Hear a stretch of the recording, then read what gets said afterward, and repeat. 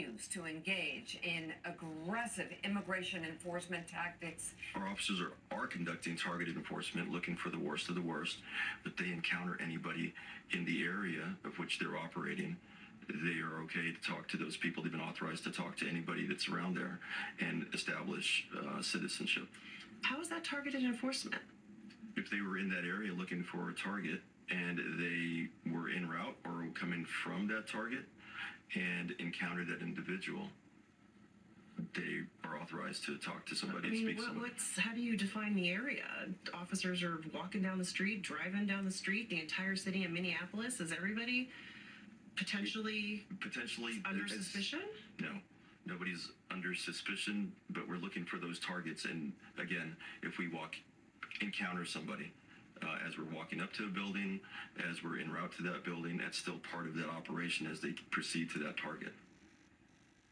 That was Marcos Charles, a top Immigration and Customs Enforcement official, defending how ICE officers decide who to question as it operates in Minneapolis.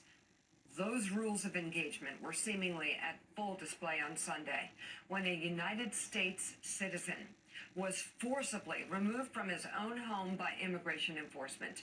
Chong-Li Tao, who goes by the name Scott, is a naturalized U.S. citizen living in St. Paul, Minnesota. The officers broke down his door with guns drawn and detained him. He says he was returned to his home later that same day without an explanation or an apology. In the video of that incident that went viral online, you can see ICE agents dragging him out of his home and into the freezing streets wearing only shorts and slippers. In a statement, Homeland Security spokesman said Scott, who lives with 2 convicted sex offenders at the site of the operation, adding he matched the description of the targets.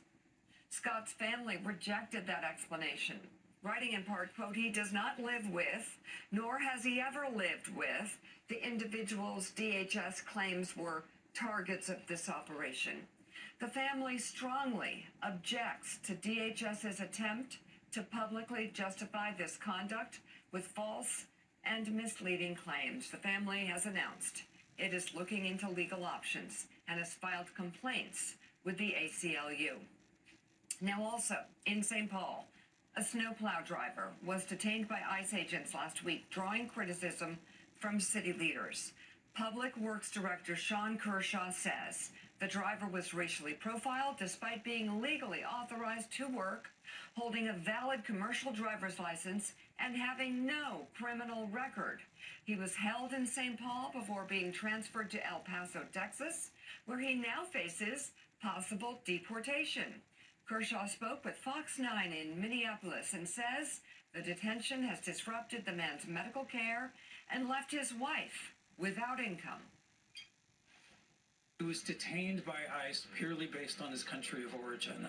He had every federal authorization to be here, which is something we check at the city of St. Paul. Any municipal government, certainly the city of St. Paul, we do a criminal background check. We make sure that everybody has all the legal documents that they need to work in the United States and Minnesota. Adding to the anxiety of the situation, Kershaw says the man has a serious medical condition that requires strict medication and a specific diet. The Immigrant Law Center of Minnesota and Representative Angie Craig are working to ensure he has what he needs to treat his illness, while the Public Works Department is rallying together to raise money for his wife. This is somebody who should be here, had every right to be here, was helping to take care of St. Paul streets, and was illegally detained. Meanwhile, several attorneys in Minnesota say thousands of people arrested by ICE have been denied their constitutional right to legal counsel. And they say that includes at least one U.S. citizen. 4 attorneys told ABC News they were physically prevented from meeting with clients, calling it a clear violation of Fifth and Sixth Amendment protections. Another immigration lawyer said ICE agents repeatedly remarked, quote, we don't do attorney visitation. We don't do attorney visitation. In response, DHS has denied any wrongdoing, saying detainees have access to phones and attorney lists. So here we are, once again. And David French, I'm wondering at this point, what is the legal consequence? What is the legal resource? What are the avenues for these people who, again, I use the word disappeared for some of them? Because if they're put in a detention center and they don't have their cell phones and they don't have their medicine and they don't have what they need to survive, and their families are left without income and they can't connect because they're given a number, but that number isn't given to the family. I mean, come on, we all know the game here.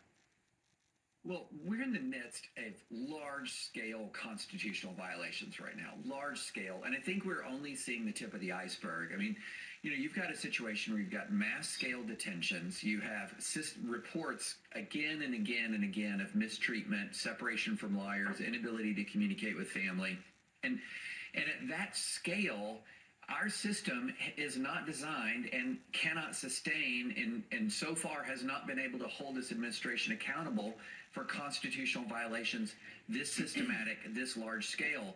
And what's compounding it all is just a pattern of lying from this administration to the point where you just have to discount almost everything that they say immediately. Everything is self-justifying. It is often immediately contradicted by video footage at the scene or by other information from family or other government officials. So it's systematic constitutional violations buttressed by systematic lying without any congressional accountability. This is why it feels to so many people like we are at such a dangerous place at home and abroad. These patterns are locking in. It's a perilous moment.